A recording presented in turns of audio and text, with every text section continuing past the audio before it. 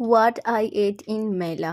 শীতকাল শুরু হয়ে গেছে, শীতকাল মানেই তো মেলা সিজন। তো আমাদের গ্রামেতে মেলা শুরু হয়ে গেছে।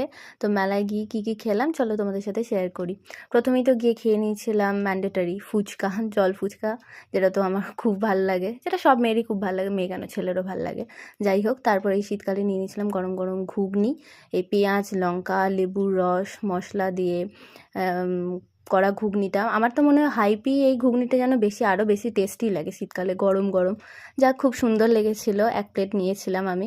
তারপর তো কিছু শপিং করে নিয়েছিলাম, কেনাকাটা বাঙালির জন্য ম্যান্ডেটরি যেটা। তারপর আমি খেয়ে নিয়েছিলাম কিছু ফ্রায়েড ডোনাট। এটা তো বেশিরভাগ লোককে দেখেছি ভেলপুরি বলে, বাট ভেলপুরি মানে আমি তো জানি জেনারেলি মুড়ি দিয়ে তৈরি হয়, বাট আমি তো এটা ফ্রায়েড ডোনাটই বলি। তো এটা তো আমি সব ধরনের মেলাতে গিয়েই খাই, সব ধরনের মেলাতে এটা আমার জন্য ম্যান্ডেটরি থাকে।